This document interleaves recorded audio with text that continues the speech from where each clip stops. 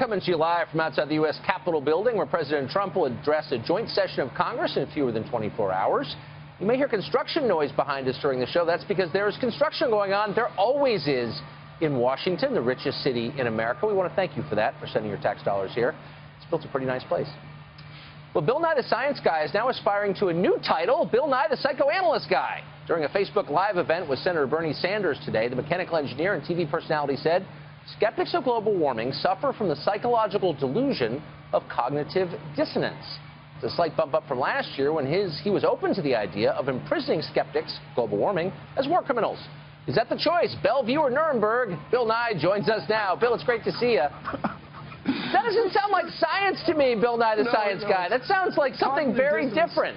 So cognitive dissonance is not a delusion. It's a feature. It's human nature.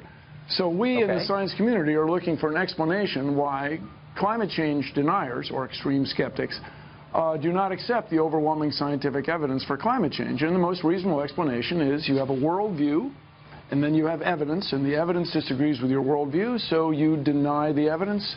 And then along with that, you deny the authorities that are providing the evidence. Now, if you have a better hypothesis for why climate deniers deny the overwhelming scientific evidence, bring it on. It's not a delusion. It's just like the fox and the grapes. Well, he can't reach the grapes, so he says the grapes are no good. Look, people do come to every debate with preconceptions, and you're right about that, of course.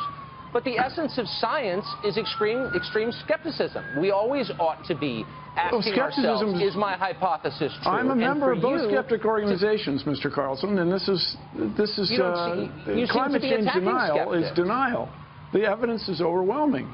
Don't get me wrong. I love you as a person more than life itself, but the evidence for climate change is overwhelming. So we are looking for an explanation of why you guys are having so much trouble with it. Slow down. Before the name-calling begins, and before you try to end the conversation, let's start it by asking what exactly you mean. Now, I think most people are open to the idea that the climate is changing. It has always changed, by the way, as you know. It's the rate, Mr. Carlson. It's the rate that's such a concern. The core question, from what I can tell, is why the change? Is it part of the endless cycle of climate change, or is human activity causing it? That seems to be the debate to me, and it seems an open question, not a settled question, to what degree human activity is causing that. Is that not an open question? It's not an open question. It's a settled question. Human activity is causing climate change. To what degree? To a degree that it's a very serious problem in the next few decades. But wait, stop. Wait, no, you said it's a settled point, and I'm asking a very precise question. It's a settled point. Okay, then if you'll elucidate it for me, I'd be grateful. To what degree is climate change caused by human activity? Is 100% of climate change is caused by human activity? Is it 74.3%? It's settled science. Please tell us to what degree human activity is responsible. So the word degree is a word that you chose. But the speed that climate change is happening is caused by humans. Instead of happening on timescales of millions of years, or let's say 15,000 years, it's happening on the timescale of decades and now years. Now, you know, I offered... Wait, but hold on. But to what extent is human activity responsible for speeding that up? I mean, please be more precise. If that's the number you want. Humans are causing it to happen catastrophically fast.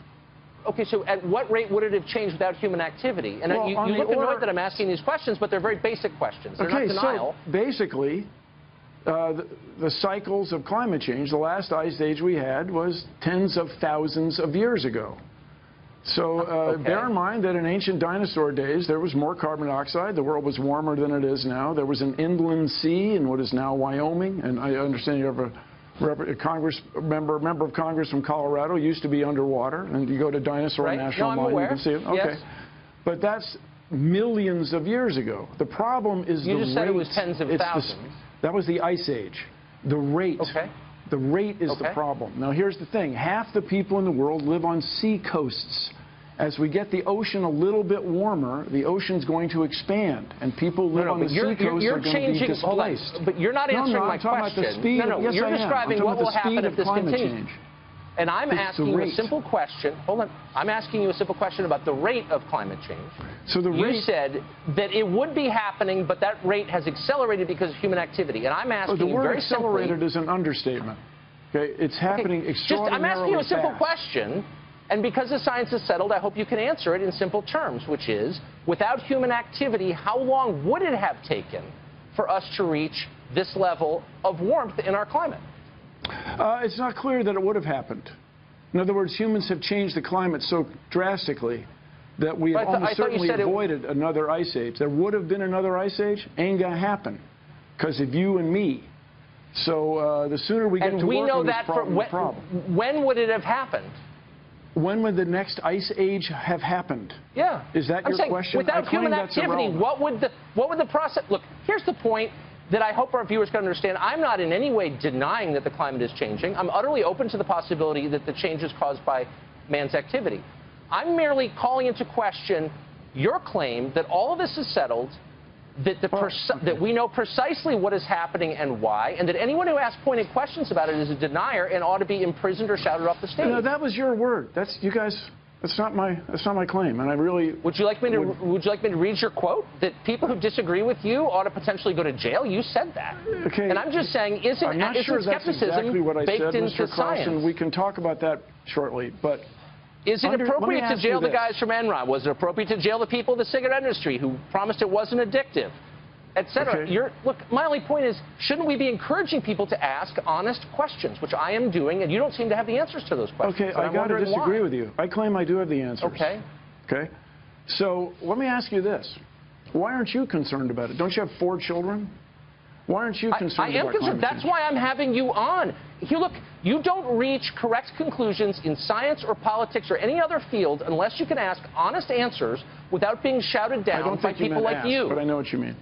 So no, I do mean ask.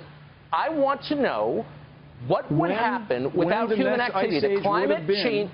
No, it's a simple question. The climate is always changing. You've conceded that. You're saying that human activity has increased the speed. Yeah. Increases the speed of that change. And my point is, what would the climate look like right now without human activity? It would have looked like it did in 1750. Britain would not be very well suited to growing. Yes, Britain would not be very well suited to growing grapes as it is today. French winemakers would not be buying land to the north as they are now. People who plan to run ski resorts would still be able to do it in Europe. And so the climate change and the parasites. You're using the language of politics. Look, you're not a scientist, as you know. You're a popularizer, and I just think, and that's fine. Economics. But so I'm just saying, look, to the extent that you prevent people, if you prevent people from having an honest conversation, you're doing a grave disservice to science. Don't you think that?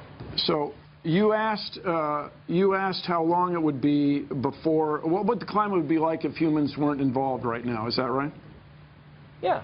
Yes, that's exactly right. So at what point would it have changed? And I'm just saying, you don't actually know because it's unknowable. So why aren't you open to questions? This is how long it takes you to interrupt me, okay? It takes you quite a bit less than 6 seconds. So the climate would be like it was in 1750. And economics would be that you could not grow wine-worthy grapes in Britain as you can today because the climate is changing. The use of pesticides in the Midwest would not be increasing because the parasites are showing up sooner or the pests are showing up sooner and hanging around longer. I think that's probably all true, but you would not be overwhelmed by pine bark beetles as it is because of climate change. That's how the world would be different if it weren't for humans. You pretend that you know, but you don't know, and you bully people who ask you questions. I really have to disagree with you. I spent a lot of time with this topic. I'm open-minded. You are not, and we're out of time, unfortunately. So, thank you for joining us. You guys are the mainstream media. And I can tell you why they're leaks. Because the president has created 2 factions in his administration. They don't like each other. So they leak. It's not from the outside, it's from the inside. Carry on, Mr. Carlson. I'm sure we will cross paths again. That's a very ominous thing to say. I don't know what it means, but come back anytime.